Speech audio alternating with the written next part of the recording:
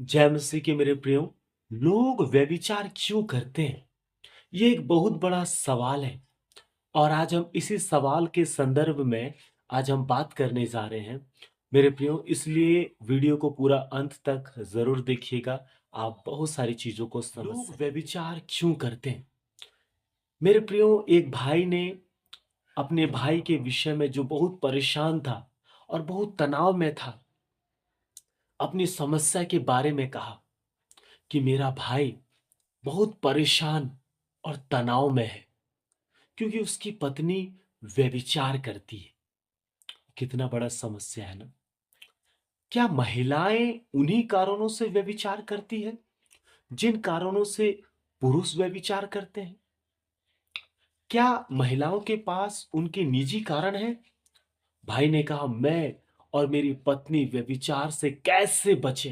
ये कपल व्यभिचार से बचना चाहते हैं और मेरे प्रियो, अंत में इतना आगे बढ़ गए कि वो पति भी व्यभिचार में फंस गया और पत्नी तो पहले से व्यभिचार में था और अब वे समस्या में पड़ के ये पत्र लिख रहे हैं कि हम इस व्यभिचार से कैसे बचें। तो मेरे प्रियो, आज इसी के संदर्भ में हम बातचीत करने जा रहे हैं। इसलिए मेरा फिर से आपसे निवेदन है, इस वीडियो को, छोटा सा वीडियो है, पूरा अंत तक जरूर सबसे पहली बात जो इस पे है, प्रेम की भावना। कोई स्त्री खुद से यह प्रश्न पूछ सकती है, क्या मेरा पति अभी भी मुझसे प्यार करता है? पत्नी ये सवाल अपने आप से पूछ सकती है, क्या मेरा पति अभी भी मुझसे प्यार करता है? ये प्रश्न पूछने का क्यों नौबत आया कि मेरा पति अभी भी मुझसे प्यार करता है? मेरे प्रियो, वो क्यों ऐसा प्रश्न करती है, आगे हम चर्चा करेंगे।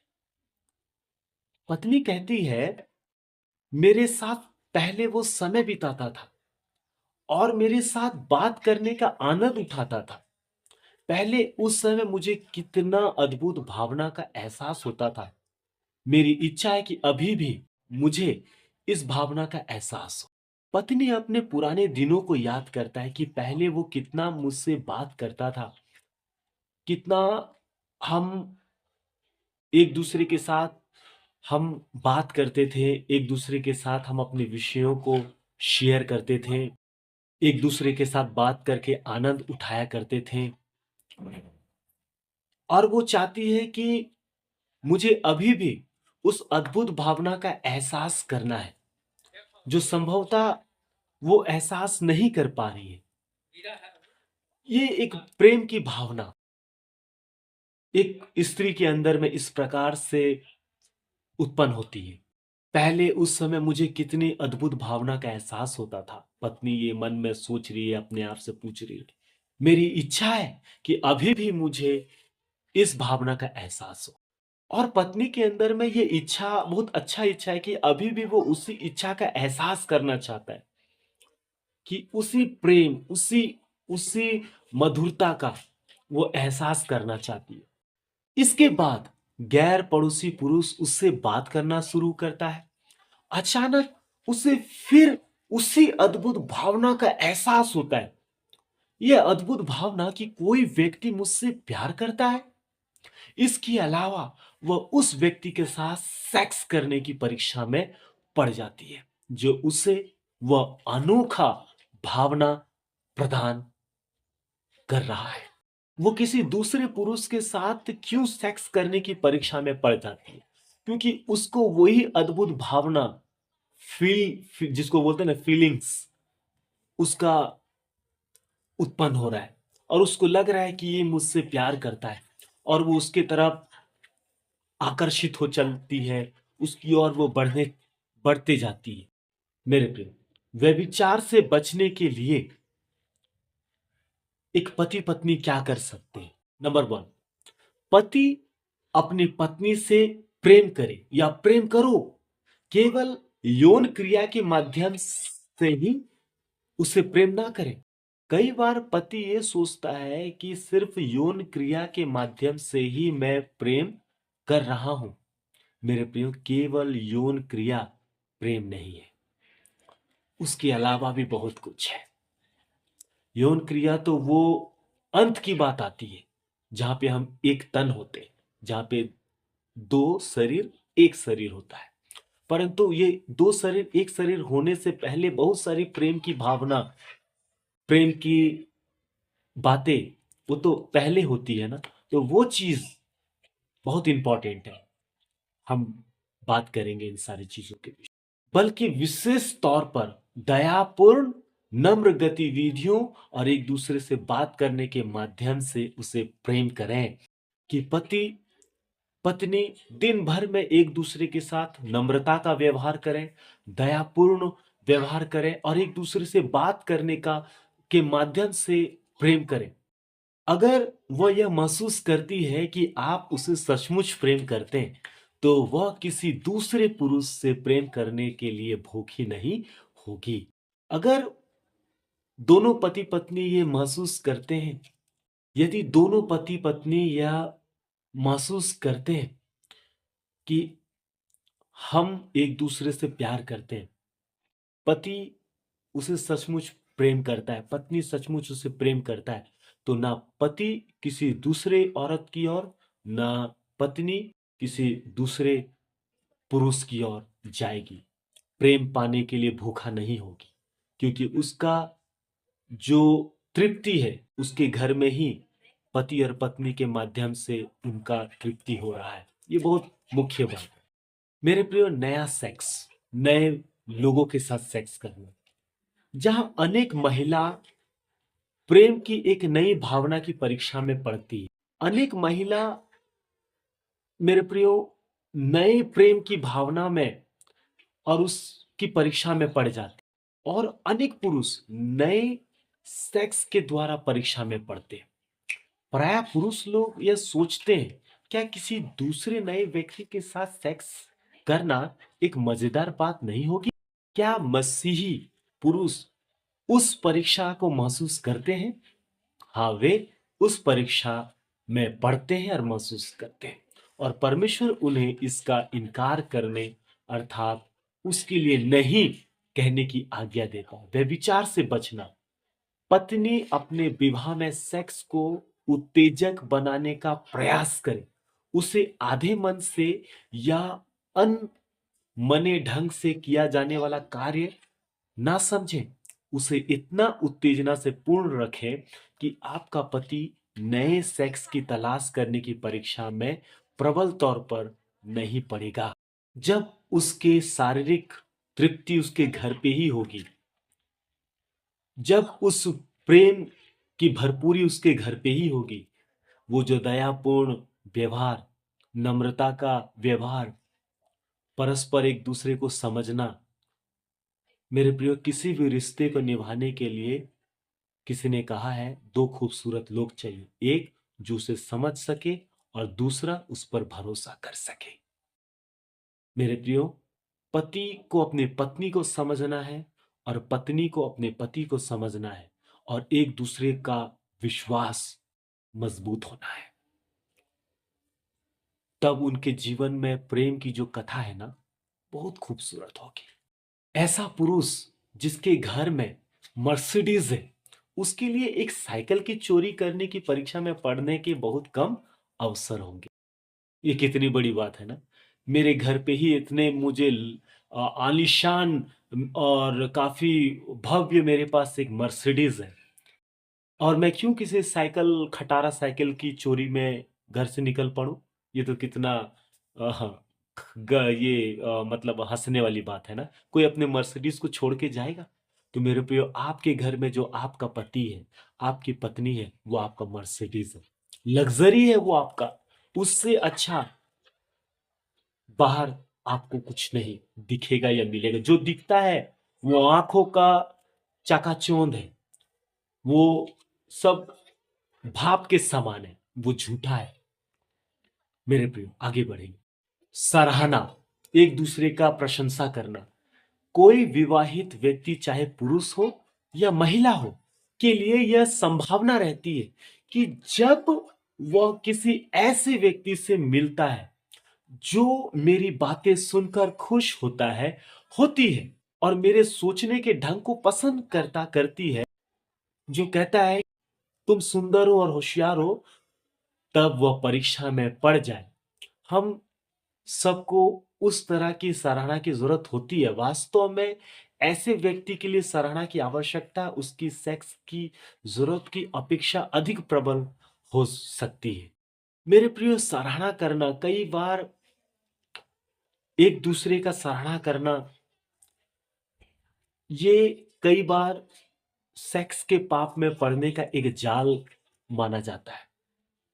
आगे हम बात करेंगे। अनेक ऐसी पापी महिलाएं हैं जो दूसरी स्त्री के पति को सराहना कैसे की जाए यह अच्छी तरह जानती है।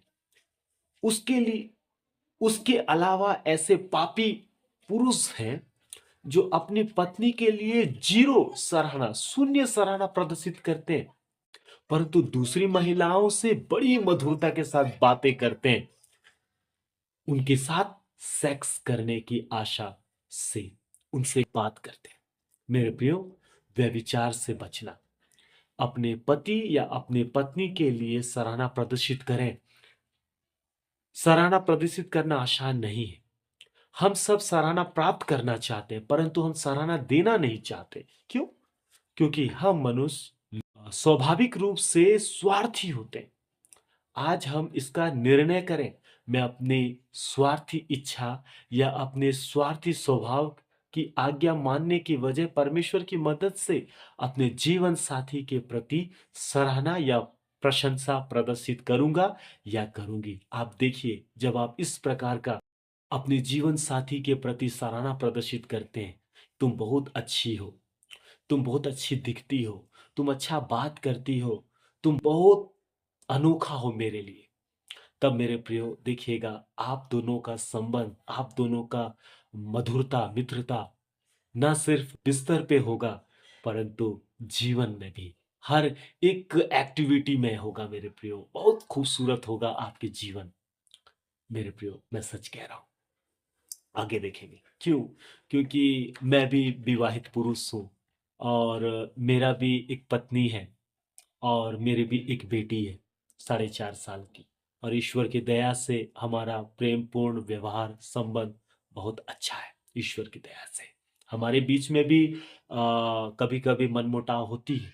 कहने का मतलब है जीवन की छोटी छोटी बातों को लेके, परंतु हम बात करते हैं एक दूसरे के साथ, एक दूसरे को सॉरी बोलते हैं, मनाते हैं, और हमारा जीवन प्रभु के अनुग्रह से काफी अच्छा रहता है। सो मैं आपको सहायता कर रहा हूं ताकि आपका वैवाहिक जीवन, आपका पारिवारिक जीवन बहुत सुंदर हो। आगे बढ़ेंगे।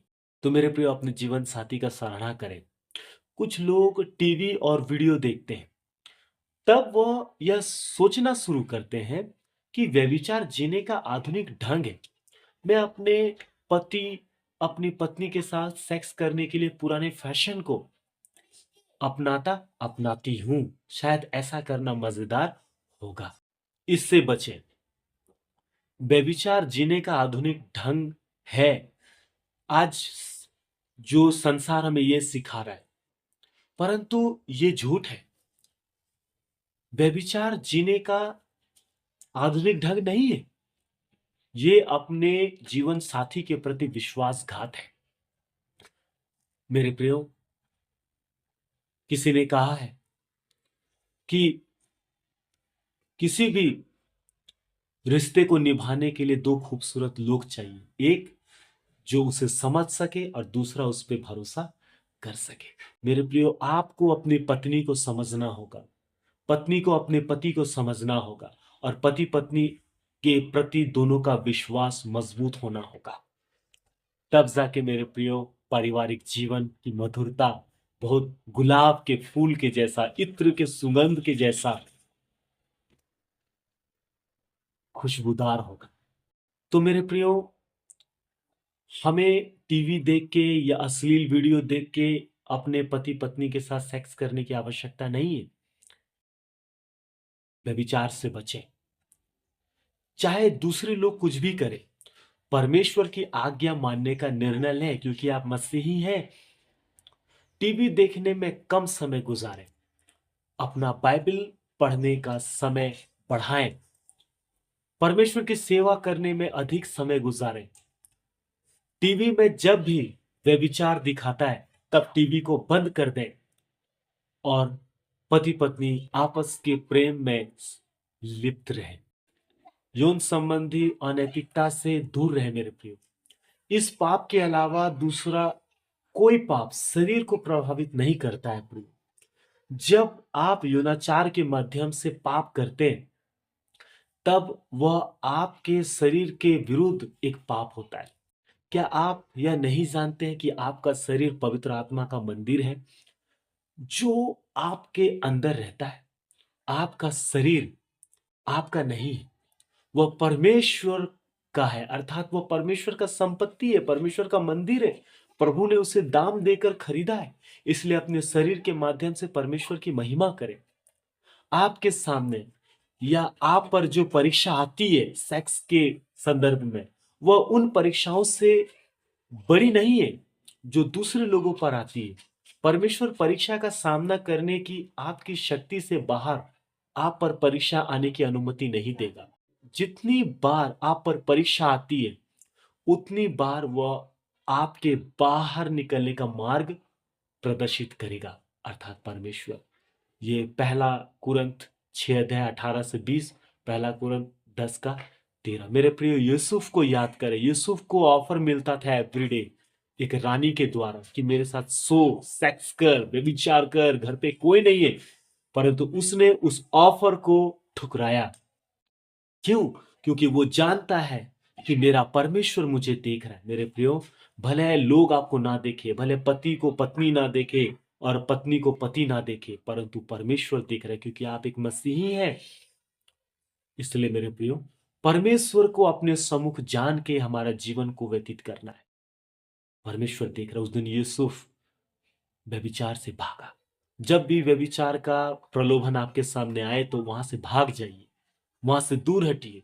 उस स्त्री से दूर हो जाइए, उस पुरुष से दूर हो जाइए और परमेश्वर का भय मानिए।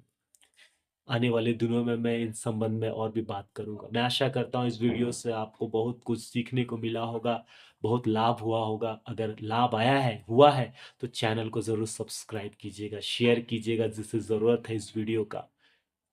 मिलेंगे फिर किसी और वीडियो में। जय मसीह।